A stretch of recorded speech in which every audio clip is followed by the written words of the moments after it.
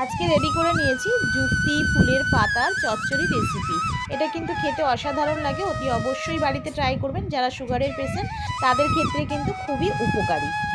নমস্কার বন্ধুরা, tasty and one byte চ্যানেলে আপনাদের স্বাগত। বন্ধুরা কেমন আছেন? আশা করি বন্ধুরা ভালো আছেন। আজকে যে রেসিপিটা নিয়ে আমি হাজির হয়েছি, যুক্তি ফুলের পাতার চচ্চড়ি রেসিপি।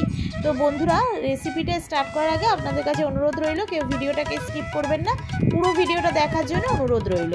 তো এখানে দেখুন আমি যুক্তি পাতা নিয়ে নিয়েছি, এগুলোকে ভালো করে ধুয়ে নিয়ে আমি কেটে নেব।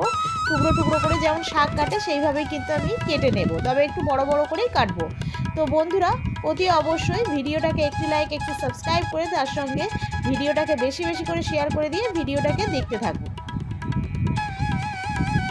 এখানে আমি দিয়ে দিচ্ছি সরিষার তেল, প্রায় আমি এখানে 3-4 চামচ মতো সরিষার তেল দিয়ে দেব।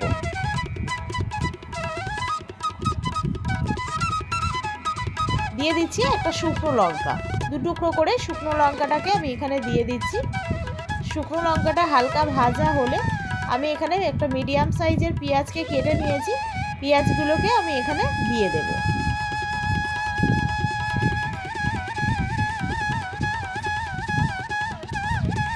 ভালো করে এটাকে নাড়াচাড়া করে আমি কিন্তু পেঁয়াজটাকে হালকা ব্রাউন করে ভেজে নেব।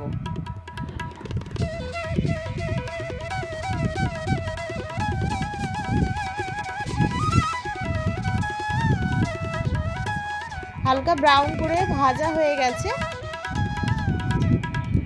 আমি এবারে কেটে রেখেছি বেগুন, তো একটা বেগুন কেটে রেখেছিলাম ছোট, সেই বেগুনটাকে এর মধ্যে দিয়ে দেব। আর একটা আলুকে কেটে রেখেছি আমি এখানে লম্বা লম্বা পাতলা পাতলা করে আলুকে কেটে রেখেছি, সেগুলোকেও এর মধ্যে আমি অ্যাড করে দিচ্ছি। এইভাবে কিন্তু পাতলা পাতলা করে কেটেছি আলুগুলোকে। এবারে ভালো করে নাড়াচাড়া করে এগুলোকেও একটু ফ্রাই করে নেব। এখানে দিয়ে দিচ্ছি স্বাদ অনুযায়ী লবণ, দিয়ে দিচ্ছি 1/2 চামচেরও কম হলুদ গুঁড়ো। আবারও আমি ভালো করে নাড়াচাড়া করে নিচ্ছি, আর একটু ফ্রাই করে নেব। এবারে আমি যে শাকগুলোকে কেটে রেখেছিলাম সেই শাকগুলোকে এখানে আমি দিয়ে দিচ্ছি। তবে হ্যাঁ, অতি অবশ্যই কচি কচি দেখে পাতা নিতে হবে, তবেই কিন্তু এটা খেতে ভালো লাগবে।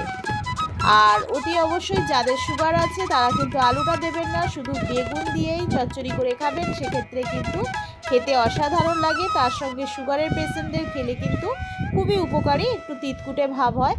আর এখানে হচ্ছে দিয়ে দিচ্ছি সর্ষে, 1 চামচ সর্ষের পেস্টকে আমি নুন দিয়ে 1 চিমটি নুন দিয়ে এটাকে ভিজিয়ে রেখেছিলাম, সেটাই এখানে আমি দিয়ে নাড়াচাড়া করে নিচ্ছি।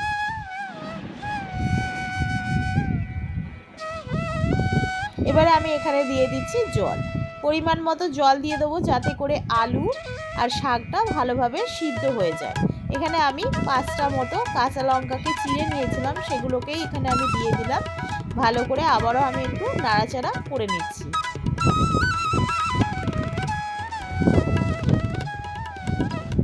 এবারে আমি এটাকে সিদ্ধ হওয়ার জন্য ঢাকা দিয়ে অপেক্ষা করব।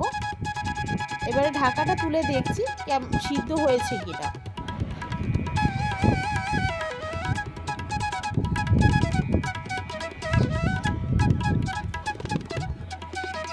আলুগুলো এবং বেগুনগুলো একদমই সিদ্ধ হয়ে গেছে, আর শাক তো একদমই কচি কচি, তো সেগুলো তো সিদ্ধ হবেই।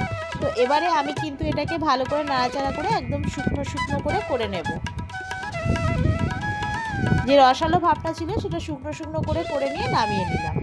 তো দেখুন বন্ধুরা, রেডি করে নিয়েছি আজকে যুক্তি ফুলের পাতা চচ্চড়ি রেসিপি। এটা কিন্তু খেতে অসাধারণ লাগে, আপনারা অতি অবশ্যই বাড়িতে একবার ট্রাই করবেন, আশা করি আপনাদের ভালো লাগবে। যদি ভিডিওটা ভালো লাগে তাহলে অতি অবশ্যই একটি লাইক একটি সাবস্ক্রাইব করে চ্যানেলটির পাশে থাকবেন, আর তার সঙ্গে বেল আইকনটা প্রেস করতে ভুলবেন না। বেল আইকনটা প্রেস করলে সবার আগে নোটিফিকেশন আপনাদের কাছে পৌঁছে যাবে আমি যে নিত্যদিন ভিডিওগুলো ছাড়ি। আর বেশি বেশি করে ভিডিওটাকে শেয়ার করে দেওয়ার জন্য অনুরোধ রইল, আর তার সঙ্গে কমেন্ট করে জানাবেন রেসিপিটা কেমন লাগে। আমি আবার একটা নতুন রেসিপি নিয়ে হাজির হব, ততক্ষণ আপনারা সুস্থ থাকবেন, ভালো থাকবেন। আজকের মতো এইটুখানি, ধন্যবাদ বন্ধুরা।